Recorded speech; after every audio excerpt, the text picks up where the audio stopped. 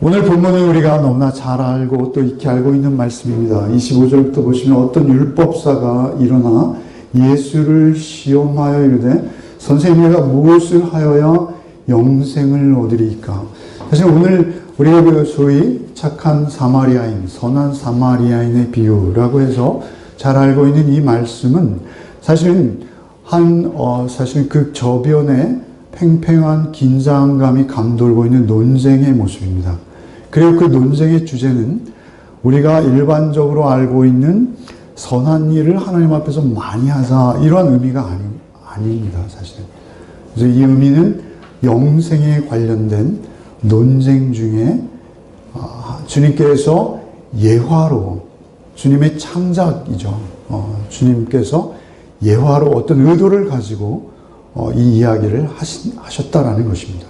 그리고 이 모든 말씀의 주제의 저변에는 우리의 영생의 문제가 사실 여기에 있다라는 사실입니다. 그래서 율법사가 영생을 얻으리이까? 무엇을 행해야 내가 영생을 얻으리이까? 이렇게 묻고 있습니다. 한 율법사가 일어나서 말씀 중이었겠죠. 많은 분들이 계셨습니다. 그리고 예수님께서 뭔가 말씀을 하고 계셨어요. 그럴 때 한 율법사가 갑자기 일어난 것입니다. 갑자기 일어나서 예수를 시험하고자 했습니다. 율법사입니다. 유대인으로서 율법을 가르치는 교사입니다. 평범한 유대인들도 성경에 관해 굉장히 해박합니다. 그런데 하물며 그는 율법사입니다. 그래서 성경에 관해서 굉장히 통달하신 분이셨을 것입니다. 그 율법사가 예수를 시험하려 했다. 이것은 테스트, 우리가 잘 알고 있듯이 마귀나 사단이 우리를 시험할 때 그렇게 사용되는 단어입니다. 신약성이 4번밖에 등장하지 않는데요. 그 시험, 마태복음 특별히 4장에서 마귀가 예수를 시험할 때 그 시험에 쓰인 단어입니다. 그런데 그렇게 율법사가 예수님을 시험하려 하고 있습니다. 율법사가 알고 있는 어떤 구약적 배경 또 율법적 지식에 의하면 예수가 근자에 들어서 세간에 선포하고 있는 소위 말하면 복음, 그 하나님의 말씀이 자신의 논리구조, 자신의 이성에는 맞지 않는 것입니다. 그랬으리라고 봅니다. 그래서 사실 그 시험하며 예수께 질문한 배경과 그리고 그의 사고의 저변에 무엇이 있었을까? 많은 학자들이 여러 가지 의견을 내놓고 있습니다만 제가 그 중에 상당히 설득력 있게 여겨지는 것은 20절 말씀입니다. 20절에 보면 그러나 귀신들이 너에게 항복하는 것으로 기뻐하지 말고 너희 이름이 하늘에 기록된 것으로 기뻐하라. 70인 전도 파송을 하고요. 그 전도 파송되었던 자들이 돌아왔을 때 주님께서 너희가 전도한 그 사실 자체보다 더 기뻐하고 감사하고 또 중요한 사실은 무엇이냐면 너희 영혼이 구원받아서 하나님 나라에 기록된 사실이 더 기쁜 것이다. 이런 말씀을 하시면서 구원과 영생을 일방적으로 선언하신 것입니다. 그런데 율법사에게는 그러한 예수의 선언, 사실은 다른 곳은 어떻게 말씀하십니까? 따라 내 죄가 사하여졌으니 평안히 내 집으로 돌아가라. 내지는 많은 죄인들, 세리들, 문둥병자들 그들을 향해서 말씀하시는 예수님의 말씀들이 이 율법사에게는 상당히 걸리는 문제였을 것입니다. 그래서 율법사는 어떻게 하여야 영생을 얻을 수 있습니까? 라고 예수께 질문을 하고 있는 것입니다. 무엇을 내가 행하면 영생을 얻는 거죠?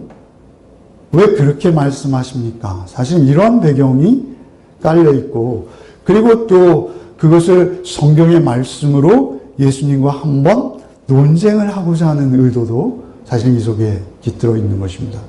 그래서 이렇게 말하는 거예요. 무엇을 하여야 영생을 얻으리까? 26절에 예수께서 이르시되 율법에 무엇이라 기록되었으면 내가 어떻게 읽느냐? 율법에 네가 그 평생을 대하고 연구하고 읽어온 그 성경, 그 율법에 무엇을 해야 영생을 얻는다 기록되었느냐? 특별히 무엇이라 기록되었으면 내가 어떻게 읽느냐 이렇게 물어보십니다. 어떻게 읽느냐라는 것은 그가 어떻게 그 율법과 성경 말씀을 이해하고 있느냐 이렇게 묻는 것입니다. 그것을 많은 사람들이 성경을 읽고 있습니다만 성경을 읽는 사람들마다 해석이 달라요. 그리고 받아들이는 상태가 달라요. 제가 설교를 하고 나서 우리는 오후 예배를 큐티로 하면서 서로 본문 말씀을 나누는데 받으시는 말씀은 다 각양각색이죠. 근데 중요한 것은 예수께서, 하나님께서 우리에게 이르신 그 말씀에는 분명히 하나님의 의도와 하나님의 뜻이 있습니다만 우리는 그것을 우리 식대로 해석하고 적용합니다. 큐티의 위험성이기도 해요. 그런데 중요한 것은 하나님의 뜻을 바로 읽어내는 것은 쉽지 않은 일입니다. 성령님께서 도와주셔야만 가능한 것이고요. 그것을 우리는 늘 점검해야 합니다. 그 율법서에 이렇게 말하는 것이죠. 율법에 무엇이라 기록되었느냐? 그리고 내가 어떻게 읽느냐? 어떻게 읽느냐? 그것을 어떻게 이해하고 받아들여서 너의 삶 속에 적용하고 있니? 이렇게 물으시는 것입니다. 어떻게 읽고 있니? 이렇게. 그래서 무엇이라 기록되었으면 어떻게 읽느냐? 27절에 대답하되 내 마음을 다하여 목숨을 다하며 힘을 다하여 뜻을 다하여 주 너의 하나님을 사랑하고 또한 내 이웃을 내 자신과 같이 사랑하라 하였나이다. 이것은 하나님 사랑, 이웃 사랑 우리가 잘 알고 있는 예수께서도 친히 모든 성경은 이것이다 라고 한마디로 줄여서 직접 선언하신 바가 있던 그 정답을 역시 율법사답게 정확하게 말하고 있는 것입니다. 그것은 하나님 사랑, 이웃 사랑입니다. 신명기 6장 5절 말씀과 레위기 19장 18절 말씀을 같이 합한 말씀이고요. 이것은 우리가 잘 아는 10계명의 요약이기도 합니다. 10계명의 1계명부터 4계명까지가 소위 우리가 말하는 대신계명, 하나님을 향한 우리의 사랑에 우리가 반드시 지켜야 될 계명들이라면 5계명부터 마지막 10계명까지는 우리의 이웃을 향해서 우리가 지켜야 하는 최소한의 이웃사랑을 율법으로 규정하고 있는 그 바로 10계명. 그것이 하나님 사랑과 이웃 사랑이죠. 율법사는 정확히 정답을 말하고 있습니다. 목숨을 다하, 힘을 다하, 뜻을 다하며 주 너의 하나님을 사랑하고 또한 내 이웃을 자신과 같이 사랑하라 한다.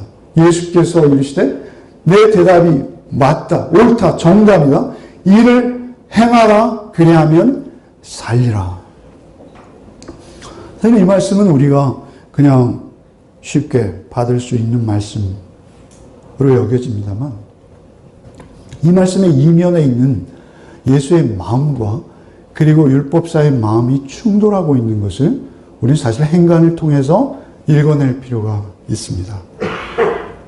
율법사의 의도는 예수의 구원론에 대해서 시험하고자 하는, 제가 이미 말씀드렸듯이 그런 것이었고, 예수께서는 네가 읽은 그 율법대로 너도 행해서, 그러면 무엇을 행해야 영생을 얻겠습니까? 라는 그의 질문에 네가 이해한 대로 바르게 읽어냈구나. 그 읽어낸 대로 행하라. 그러면 살리라. 무서운 말씀입니다, 사실. 살리라. 반대로 하면 어떻게 되는 것입니까? 행하지 못하면 어떻게 되는 거예요? 죽는 것입니다. 그 영혼이 죽는 것이에요. 육체의 죽음과는 비교할 수 없는 저주인 것입니다. 그대로 행하라. 그래야만 네가 살 것이야. 이렇게 말씀하신 것입니다. 헬라어로는 사랑이라고 여기 표현된 것이 죄송합니다만 헬라 방언으로는 아가페세이스라는 표현입니다. 이것은 아가파오의 현재 명령형입니다. 아가파오는 우리가 잘 알고 있듯이 아가페라는 명사로 잘 알고 있죠. 무조건적인 사랑, 조건 없는 사랑, 지고지순한 숭고한 사랑. 그것은 인간에게 원래 없던 것입니다. 사실은 성경에서 배운 대로 우리는 그것은 하나님만이 우리에게 베푸실 수 있는 자비로운 사랑이십니다. 그런데 그 사랑을 현재 명령법, 사실 헬라어에서 현재형은 진행형의 의미가 있습니다. 진행형의 의미가 있다는 것은 네가 하나님을 그렇게 사랑하고 그리고 네 이웃에 대해서 그렇게 사랑해야 돼. 완벽히 율법을 행해야 돼. 그러면 살 수 있어.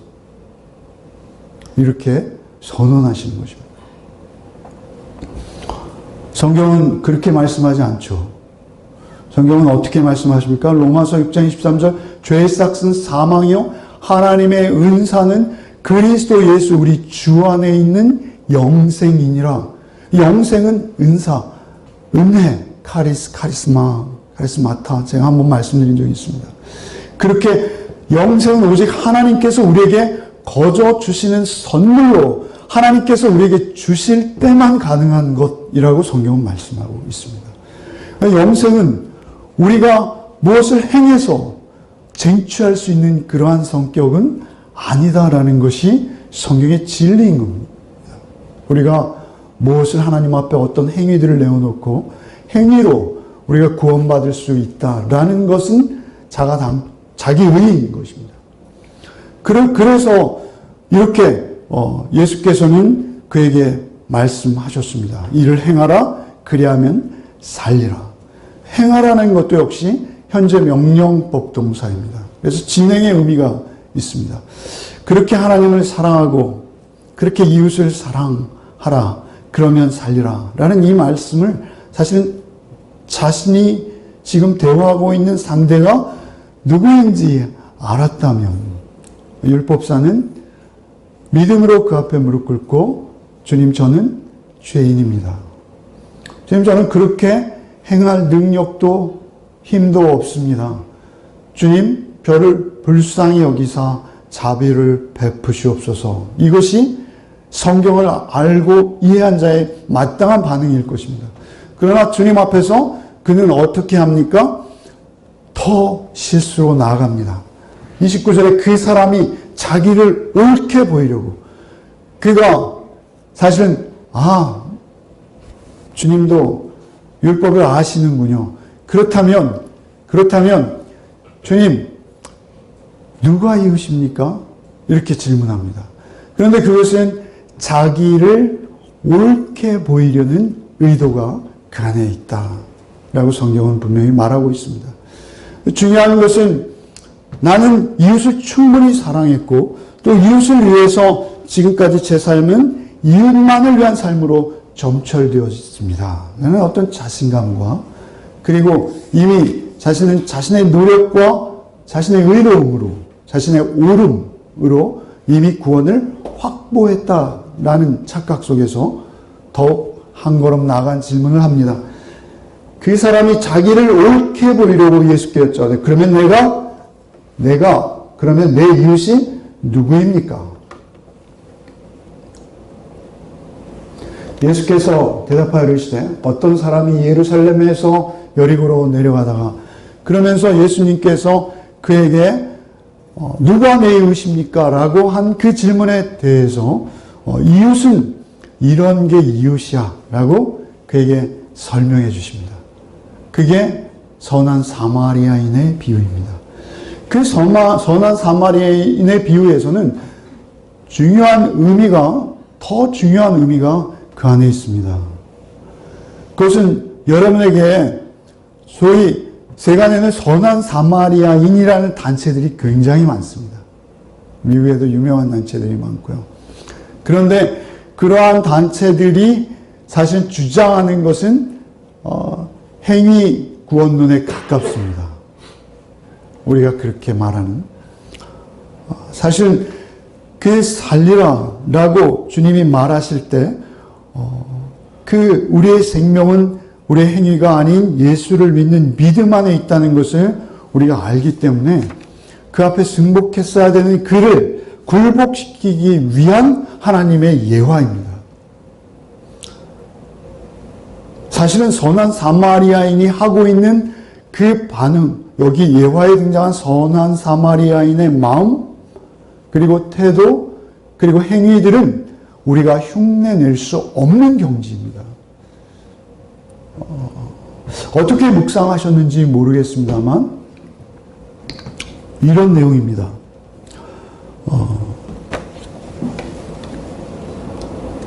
이스라엘 최근의 지도입니다.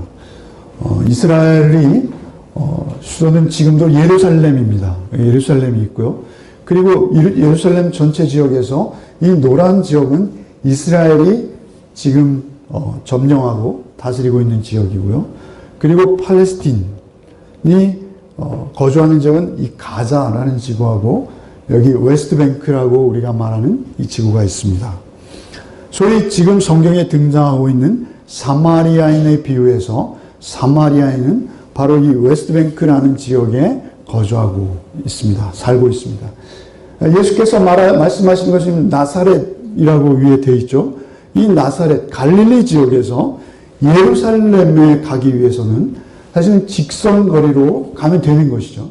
그런데 이 직선거리 아주 좋은 도로가 나 있습니다. 그런데 이 좋은 도로, 평탄한 도로를 이용하지 못하고 그들은 굉장히 먼 거리를 돌아서 갈 수밖에 없었습니다. 우리가 잘 알고 있듯이 이 배경은 수천 년 동안 그들이 이어져 오고 있고요.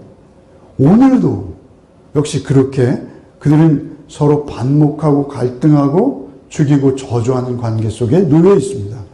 중요한 것은 그들이 지금 본문에 등장하는 그 분도 사실은 이렇게 그 지역을 빙 돌아서 요단 계곡을 따라 난 길을 아주 위험한 길입니다. 요단 계곡을 따라 난 길을 돌아서 다시 서쪽으로 예루살렘, 여기가 지금 여리고라고 되어 있습니다.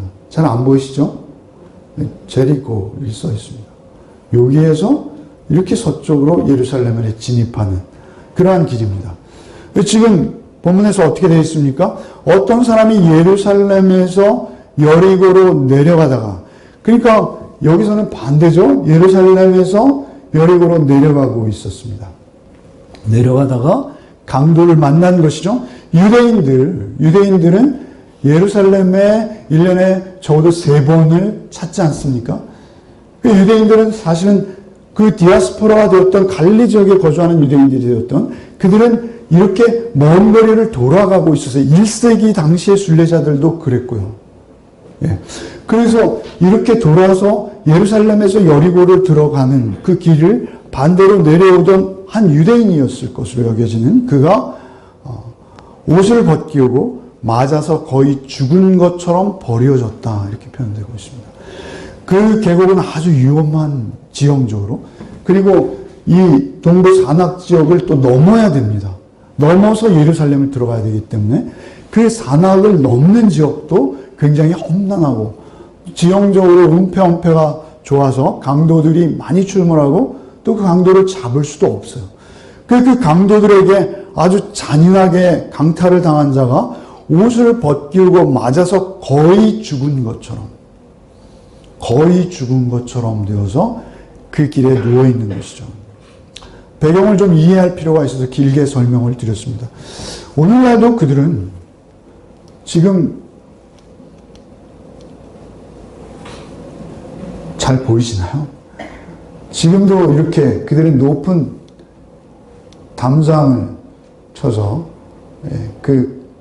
그들과의 갈등의 고를 이어가고 있는 것입니다. 그런데 그러한 배경 속에서 옷을 벗기우고 맞아서 거의 죽었다라는 이 표현은 좀 어감이 잘 안 다가오실 텐데 피투성이가 된 채 시체로 여겨지는, 자기의 힘으로는 전혀 한 걸음도 떼어놓을 수 없는, 사람이 가서 이렇게 굴리면 저리 구르고 이렇게 굴리면 저리 구를 수밖에 없는, 아무 저항할 수 없는 힘이 없는 그런 상태입니다. 그런 상태에 있는데 그때 처음 지나간 자가 누구입니까? 제사장이시죠. 우리 잘 알고 있듯이. 제사장은 요즘 말로 하면 어떤 분들이세요? 이스라엘의 최고위직입니다. 이스라엘의 신정국가이죠. 이스라엘에서 최고위층 존경과 사랑을 한 몸에 받고 있는 지도자층입니다. 큰 교회의 당회장 목사님 정도 되시는 분이 제사장이시죠. 그 제사장이 그를 보고 피해갔다 이렇게 기록하고 있어요. 돌아갔다. 그것은 무엇이냐면 일부러 자기가 가던 길로 가면 그와 닿거나 그를 마주치기 때문에 일부러 그들이 이렇게 이 지역을 돌아가듯이 그들이 역시 그 강도를 돌아가는, 외면하는, 일부러 외면하는 동족 유대인임에도 불구하고 이것은 제사장이 아니라 평범한 평민이라도 사실은 도덕적으로 윤리적으로 비난을 받아서 마땅한 모습입니다. 그런데 제사장이 그를 돌아갔습니다. 그리고 나서 다음에 등장한 사람 누구입니까? 레위인이었습니다. 레위인도 역시 이스라엘의 12지파 중에서는 가장 지도자급에 해당한다 볼 수 있습니다. 오히려 모범을 보여야 되는 레위인 자체가 늘 하나님 사랑합시다, 이웃 사랑합시다. 이 이야기를 하는 것이 그들의 직업이에요. 역시 제사장 신분은 되지 않았더라도 성전에서 섬기거나 또는 지역에서 회당을 섬기고 있는 그러한 분들이시죠. 그런데 그 레위인도 똑같이 그냥 지나갑니다. 제사장은 특별히 여기에 보시면 어떻게 되어 있습니까? 예루살렘에서 여리고로 내려가다가, 제사장은요 예루살렘에서 제사 행위를 마쳤어요. 제사는 예루살렘에서만 드려집니다. 예루살렘에서 제사 행위를 마치고 여리고로 내려가고 있었어요. 그것은 사실은 제사장은 24반차가 있는데요. 그들은 1년에 많아야 2번, 경우에 따라서 1번밖에는 제사 드릴 기회가 없다고 합니다. 예루살렘에서 봉사할 기회가, 제사장으로서. 그러면 그들에게 있어서는 사실은 예루살렘에서 제사를 끝내고 가는 상황이었기 때문에 사실은 유대인으로서 시체를 만지는 건 부정하고, 그리고 보름 동안은 그가 제사를 집례하거나 제사에 참여할 수도 없기 때문에 사실 삼가해야 될 일일 수 있습니다. 그러나 그는 이미 예배를 끝내고 예루살렘에서 여리고로 내려가고 있었어요. 그런데도 그는 최소한의 의무도 다하지 못한 채 그를 피해가고 있었던 상황입니다. 그런가 하면 레위인도 역시 마찬가지예요. 그러면 그 다음에 등장해야 될 사람은 누구예요? 소위 평신도가 지나가야 됩니다. 그죠? 그런데 평신도가 아닌, 유대인도 아닌 사마리아인, 그들이 그렇게 원수처럼 여기며 눈을 부릅뜨고 못마땅히 여기던 그 사마리아인이 그곳을 지나갔다. 이렇게 예수님께서 예화를 하시는 것이죠. 그 사마리아인이 어떻게 그를 보았다는 거예요? 사마리아 사람은 여행하는 중에 이르러 그를 보고 불쌍히 여겨. 특별히 불쌍히 여겼다. 이 말씀도 제가 지지난주에 설명드렸어요. 그죠? 스프랑크니 조마이라는 유명한 헬라어인데요. 그것은 불쌍히 여겼다라는 단어로 번역됐으면서 신약성에는 14번 등장하는 단어입니다. 사람에게서 그 표현이 등장할 때는 특별한 경우입니다. 3번밖에 없습니다. 사람에게 그 심정 상태를 표현할 때.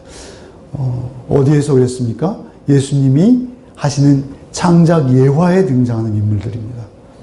그것은 돌아온 탕자를 품에 안는, 그 탕자를 불쌍히 여겼던 그 아버지의 심정이 불쌍히 여기는 것입니다. 그런가 하면 이 사마리아인이 그 피투성이가 된 채 구르고 있는 그 유대인을 스프랑크니조마이, 불쌍히 여겼습니다. 불쌍히 여겼어요. 불쌍히 여겨서 그를 지나치지 못하고 위협을 무릅쓰는 거예요. 사실은 강도가 출몰한 자리에 계속 강도가 출몰하기 때문에 그 자리에 오래 지체하는 것 자체가 위험할 수 있는데, 그는 그 자리에서 아주 대단히 바쁜 사람이었다고 해요. 여러분 드린 주석에 보면 다른 번역본에는 그가 그를 자기 주막, 자기 여관에 투숙시키고 새벽 일찍 떠났다 이렇게 표현된 성경 사본도 있습니다. 그러니까 그는 굉장히 여행 중이었지만 어떤 업무적인 일로 굉장히 바빴을 것이다 라고 학자들은 말하고 있어요. 그렇게 바쁜 일과 중에도 그는 자신의 옷에 피를 묻히는 수고를 마다하지 않고 그 강도 만난 자를 업어서 자기의 짐승에 태우고 그리고 여행자에게는 필수품이었을 그 기름과 포도주로 그 상처를 치유하고 그리고 그 상처를 또 싸매어 주었다고 기록하고 있습니다. 비상용으로 붕대를 지참하고 다니지 않았다면 아마도 그는 자신의 옷을 찢어서 그 상처를 싸매지 않으면 싸맬 수가 없었을 것입니다. 그렇게 싸매어 주고 그가 2주나 그곳에 머물 수 있는 여관비를 대납해 주고 그것도 모자라서 그가 어떻게 합니까? 내가 다시 올 때 그가 다른 길로 갈 수 있는지 어쩔지 모르겠습니다만 그가 하여튼 다시 반드시 와서 그를 끝까지 책임지겠으니 혹시 그 후에 경비가 들어가거든 나에게 청구해 주십시오. 라고 여관 주인에게 당부하는 모습. 그것은 그냥 할 도리나 의무를 다하는 모습이 아니라 진심으로 그를 자신의 입장에서 그를 사랑했다라고까지 표현할 수 있는 그러한 선한 사마리아인의 모습을 우리는 볼 수 있습니다. 그렇게 예화를 마치신 주님께서 36절에 이렇게 말씀하십니다. 내 생각에는 이 사람 중에 누가 강도 만난 자의 이웃이 되겠느냐. 다시 반문하십니다. 네가 생각하는 그 이웃의 범주는 하나님께서 특별히 성경에서 말씀하시는 이웃의 범주를 초월한다라는 그러한 의미도 있겠습니다만 중요한 것은 그 아가페적인 이웃사랑을 내가 할 수 있니? 네가 이런 이웃이 될 수 있겠니? 이렇게 물어보시는 것입니다. 그 대답에 유대인은 지금도 응답하지 못하고 있습니다. 우리가 보았듯이 얼마 전에도 보면 팔레스틴에 있는 14살짜리 소년이요. 보초 쏘고 있는 이스라엘을 고인을 환영해서 조그만 돌을 던졌다고 해서 그 14살짜리 소년을 사살합니다. 그 14살짜리 아이가 무엇을 알고 그 짓을 했겠어요? 그리고 그것을 했다 하더라도 그것을 사살하는 이스라엘 군인은 또 무엇입니까? 그리고 나서 계속 피를 부르는 복수의 복수를 부르는 그 피의 뒤대임이 오늘까지도 진행 중에 있습니다. 그는 예수를 안 믿는 거예요. 받지 않는 거예요. 그것은 아마 주님 오시는 날까지 저 이스라엘의 분쟁은 끊임없이 이어지게 될 것 같아요. 제가 보기에. 그 고리를 끊을 수 있는 것은 무엇이라는 거예요? 오직 선한 사마리아인의 비유에서 나타난 것과 같은 사랑의 모범과 실천뿐인데 그것을 우리의 인간의 힘으로는 이룰 수 없다는 이야기를 강조하시는 것입니다. 인간의 힘으로는 그것을 이룰 수 없다. 그런데 내 생각에 이 세 사람 중에 강도 만난 자의 이웃이 누구냐? 사마리아인입니다. 차마 말할 수도 없어요. 사마리아라는 그 이름을 자신의 입에 담을 수도 없는 그가 자비를 베푼 자입니다. 라고 말할 때 그의 마음은 사실은 굉장히 불가항력적인 상태에 빠져버렸을 거예요. 나는 할 수 없는 것을 저 인간이 말하고 있구나. 그런데 그렇게 아주 불가능한 무력감에 빠져있는 유대인에게 너도 가서 이와 같이 행하라. 다시 두 번째 명령을 하시는 것입니다. 이와 같이 행하라. 그리하면 살리라라고 아까 하셨죠. 이번엔 뭐라 하십니까? 자비를 베푼 자니다. 예수께서 너도 이와 같이 하라. 이렇게 말씀하세요. 할 수 없는 것입니다. 왜 이 말씀을 하실까요? 주님께서 오신 목적이 바로 그들을 사랑할 수 있게 하시기 위해서 오신 것입니다. 우리로서는 할 수 없는 그 사랑을 주님께서 이루시고자 이 땅에 오셨고요. 그리고 그 철천지 원수의 그 장벽을 그 담을 무너뜨리시고 하나님과 우리의 관계를 화해케 하시기 위해서 로마서 5장의 말씀대로 하나님과 우리가 원수 되었는데 그 원수되었던 하나님과 우리의 관계를 청산하시고 우리를 하나님과 화목하게 하기 위해서 그 화목제물로 화목을 이루게 하신 예수의 은혜를 경험하고 있지 않고는 그 자리를 벗어날 수 없는 우리의 한계를 아시기 때문에 주님께서 오신 것입니다. 그건 우리의 힘으로 할 수 없는 것입니다. 누구든지 마찬가지입니다. 한 사람도 예수의 은혜와 사랑이 없이는 흉내도 낼 수 없는 일인 것입니다. 그래서 주님께서는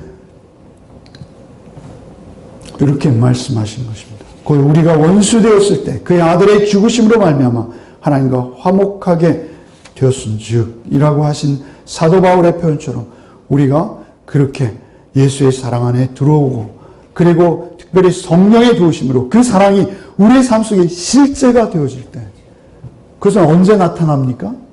사도행전에서 나타납니다. 성령께서 오시고 사도행전 2장에 성령께서 오시고 그 이후에야 그들이 정말 강도 만난 이웃은 무엇입니까? 사단은요 우리를 죽이고 멸망시키는 것이 목적입니다. 우리가 죽고 멸망당하는 것은 하나님과 우리의 관계가 끊어지는 것이요 그 관계의 끊어짐만을 위해서라면 우리의 감정을 부추기고 우리의 죄성을 동하게 하는 것이 사단입니다. 그래서 그 사단에게 만나고 사단에게 매여 있는 우리가 바로 그 죄의 종되어 있는 자들인 것입니다. 여러분 가서 이와 같이 행하라. 스데반같이 행할 수 있습니까? 자기에게 돌을 던지는 자를 향해서 저들을 용서하십시오. 이렇게 할 수 있습니까? 베드로나 우리 할 수 없습니다. 우리의 존재가 어떤 존재냐면요. 제가 지난주에 큐티를 하는데 집사님께서 어떤 한 영화를 말씀하셨어요. 그래서 제가 그 영화가 제 뇌리에 남아 있어서 제가 이 본문을 묵상하다 그 영화가 갑자기 생각나는지 모르겠습니다. 우리 수년 전에 미량이라는 영화가 아주 많이 회자되었습니다. 처음 그 영화가 나왔을 때는 어떻게 그게 오해되었냐면요. 기독교인들이 봐야 될 기독교 영화다라는 참 희한한 그래서 많이들 가서 보셨는데 사실 내용은 뭐였어요? 안티 기독교였습니다. 안티 기독교 영화예요. 그런데 사실은 그 영화를 참 아이러니하게 봤던 게 그 영화에서 등장하는 사람들의 심리 구조 속에서 그 주인공의 심리 구조 속에서 내 모습이 있더라는 것이죠. 무엇이냐면요. 그 주인공 여인이 서울에서 남편과 이별을 했는지 사별을 했는지 이혼을 했는지 왜 아들 하나를 데리고 밀양이라는 곳으로 가죠. 서울에서 왔으니까요. 아주 부유하고 많이 배운 그래서 지방에서 아주 특별한 존재인 것처럼 대접을 받습니다. 피아노 학원을 개원하고요. 그리고 자기 아들은 그 밀양 도시에서 가장 좋은 학원을 선택해서 그 학원을 보냅니다. 그런데 그 가장 좋은 학원에서 참으로 부유한 서울에서 온 그 여인의 아들이니까 무언가 돈이 많을 것이다라고 여기고 그 원장이 그 아들을 납치 살인하는 것이죠. 그리고 그 여인에게 돈을 요구하다가 결국은 발각되는 그러한 상황 가운데서 그 여인이 전지현인가요? 그 여인이 전도연. 죄송합니다. 항상 준비성이 없어요. 하여튼 그 여인이 그렇게 그 여인이 그렇게 이제 기독교의 귀에서 말하자면 자기 의를 쌓습니다. 그래서 그 살인범, 자기 원수죠, 원수. 살인마. 그 살인마를 면회가는 장면이 그 영화의 클라이막스라고 저는 여겨져요. 그 교회 성도님인가요? 전도사님인가요? 대동하고 제가 오래전에 봐서 그 이제 면회 가서 그 원수조차도 내가 용서하고 전도해서 복음으로 새 생명 얻게 하는 그래서 자기 의를 한껏 드러내고 교회에 집중, 관심 집중, 그 조명을 받고 있는 그 상황. 그래서 그 남자를 면회하러 갔어요.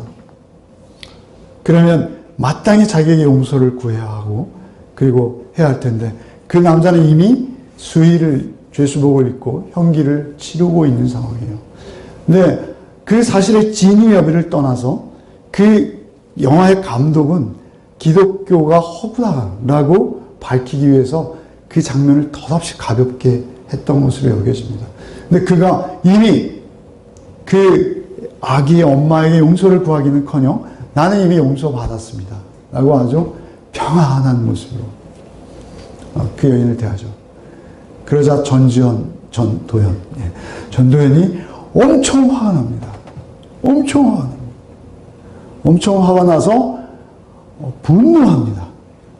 분노하죠. 그래서 목사님 설교하고 있는데 야유회인가요? 뒤로 몰래 가가지고 뭘 틀죠? 김추자 씨의 거짓말이야. 그래서 주로 목사의 설교는 답은 하나예요. 그죠? 사랑하자 이거잖아요. 그런데 거기다 대고 거짓말이야. 그게 이제 크게 나오면서 영화가 이제 오래전에 와서 제 기억이 정확한지 모르겠습니다. 그 영화를 제가 기억하면서 느낀 것 중에 하나는 무엇이냐면 우리는 아들의 죽음도 또는 우리의 어떤 상황과 여건 가운데서도 거기에 나의 자랑과 나의 의로움과 나의 오름이 거기에 개입될 때만 맛이 납니다. 나를 부인하고 날마다 제 십자가를 지고 오히려 예수 닮고 예수 간직하고 예수 전하는 자의 삶을 산다라고 하면서도 우리는 그 예수가 우리 심중에 진중한 예수로 오시지 않고 그 예수가 나의 자랑거리로 오시는 거예요.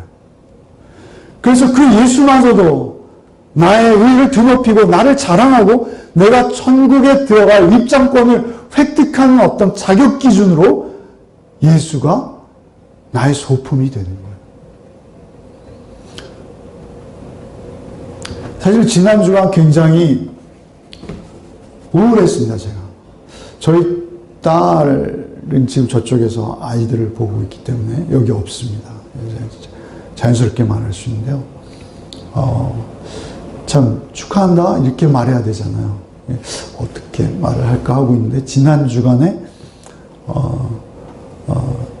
딸이 있었던 일 아시잖아요, 그죠? 그래서 참 노력해서 수고했어, 축하해, 아빠로서 야 너 정말 자랑스러워 이렇게 말해주고 싶지만 못하고 있었어요, 사실은.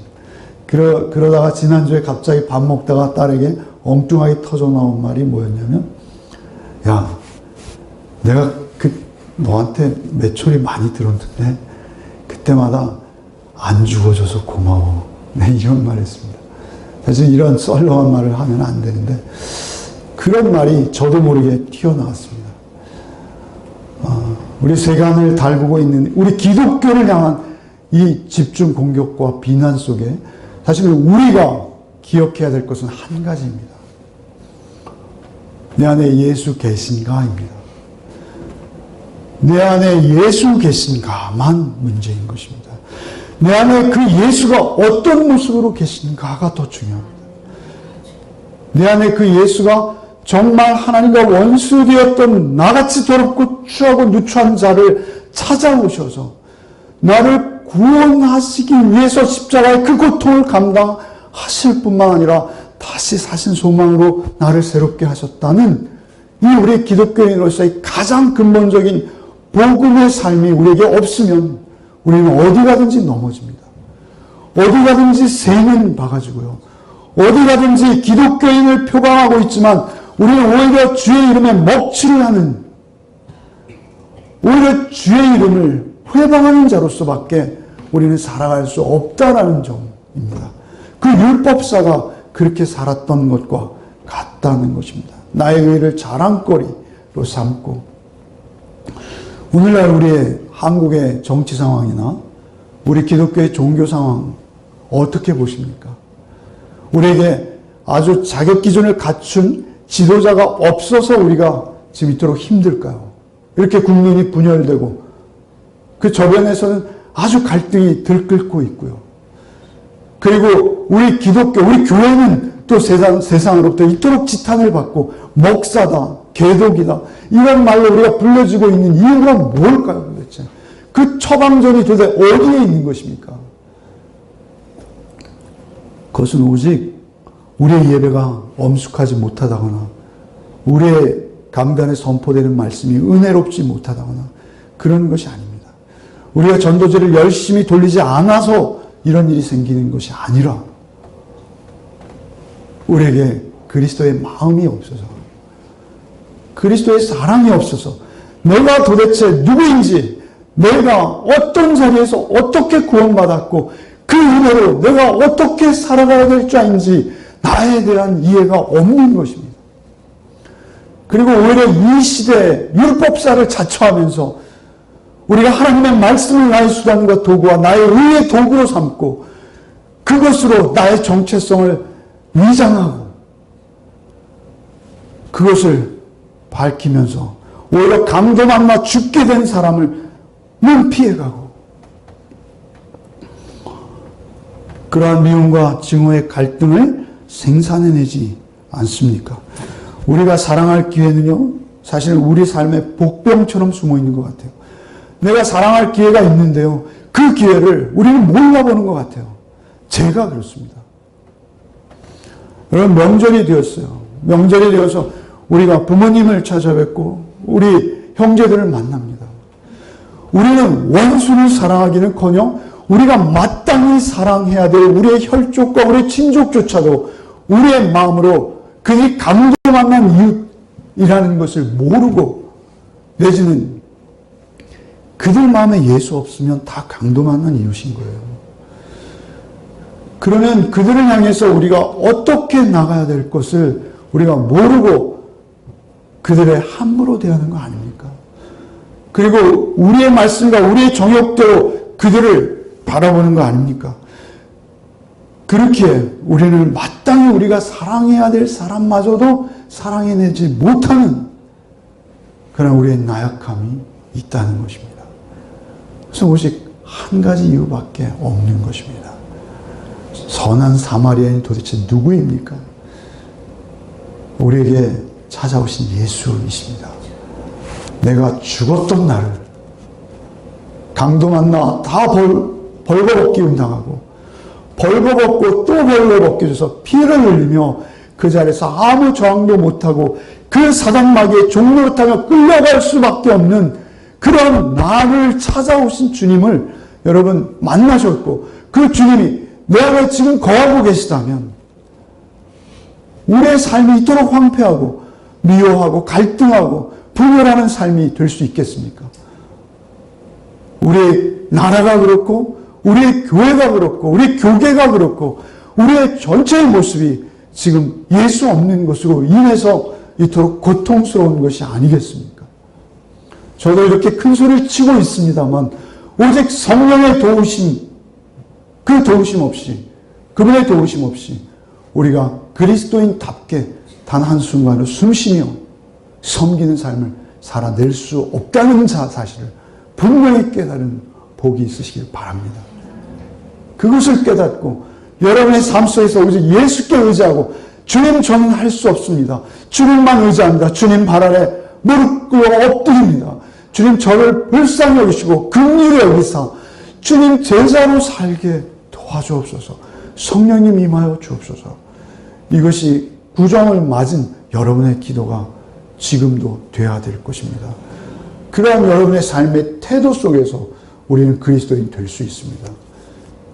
그 태도를 우리가 잊어버린다면 우리는 즉각 세상 사람들보다 더 악해서 오히려 예수를 수단 삼는 자로서 즉각 율법사 같은 자리로 발견되어져 가는 길밖에 없다는 것을 각자 깨달아 하시는 복이 있는 명절 되시길 바랍니다. 315장 찬송가하고 마치겠습니다.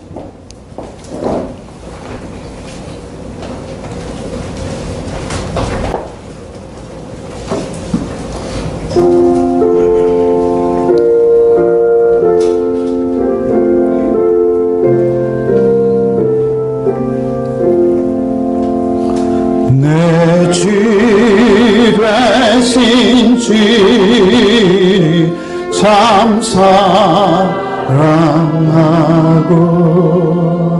곧 그에게 죄를 다고합니다.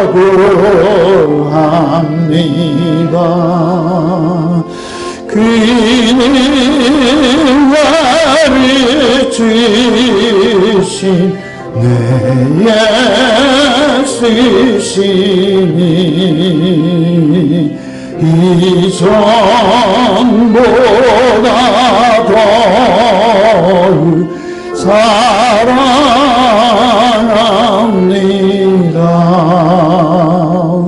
주 날 사랑하사 구하시려고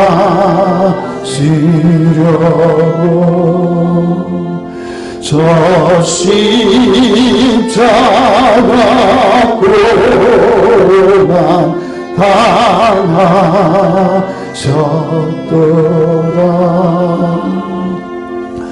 그가 시관 쓰신 내 주매니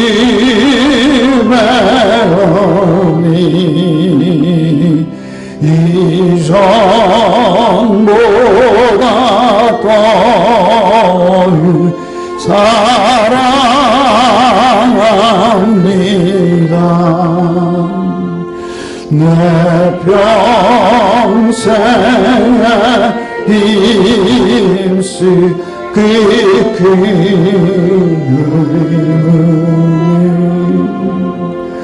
주 예수의 덕이 느낌이라 숨질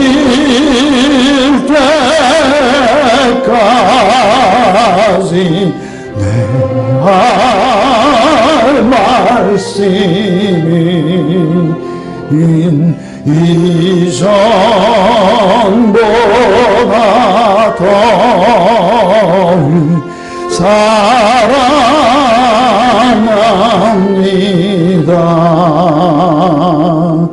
그 영광의 나라 나 들어가서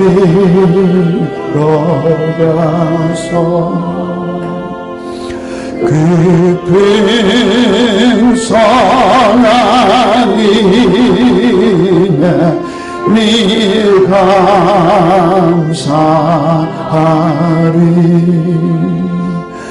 금멸관 쓰고 나 찬송하마 이전보다 더욱 사랑합니다.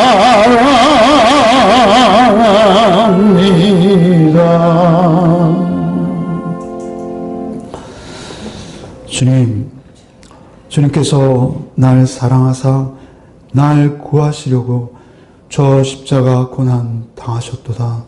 날마다 고백하면서도 우리는 왜 이렇게 그 사랑에 붙들린 자다운 삶을 살 수 없는지요. 하나님, 우리를 불쌍히 여겨 주옵소서. 오직 주의 사랑 바르게 깨달아 알고 그 사랑 안에 거하는 자로 그 사랑의 메인 자답게 살 수 있도록 주 성령님 우리 안에 임하여 주옵소서. 이 명절을 맞아 강도 만난 우리 가족이 있습니다. 참으로 우리 이웃들이 강도 만나 그들의 압제 가운데 헐벗고 죽을 만큼 맞아 아무 저항도 못한 채 길바닥에 널브러져 있는 것을 우리는 우리 주변에 많이 보고 있습니다. 허나 주님, 우리가 무능한 것은 그들을 사랑으로 섬길 수 없는 우리의 모습 아닙니까? 주님, 우리를 불쌍히 여겨 주옵시고 오직 주의 사랑으로 우리 권사님 기도하시는 것처럼 산 제물로 주님 앞에 드려져서 그 사랑 드러내며 그 사랑 나타내는 자로 우리의 삶을 살아갈 수 있도록 우리에게 온전한 믿음 주시옵소서. 우리 불쌍히 여기시고 우리에게 자비를 베푸사 오직 성령의 충만한 은혜 가운데 그 사랑 나누고 전하는 자로 살게 하여 주옵시되 이 명절 또한 그렇게 보내게 하여 주옵소서. 예수 그리스도 이름으로 기도하옵나이다. 아멘. 이제는 우리 구주 예수 그리스도의 은혜와 하나님 아버지의 극진하신 사랑과 성령의 교통감화 충만케 하시는 은총이 강도 만난 이웃을 향해서 나아가게 하실 때 나 또한 강도 만나 죽었던 자리에서 나를 살리신 주님을 기억하고 우리도 그 강도 만난 자들에게 주님 사랑 전하는 자로 살기로 결단하는 우리 가족들 위해 이제로부터 영원토록 함께 계시기를 축원하옵나이다. 아멘.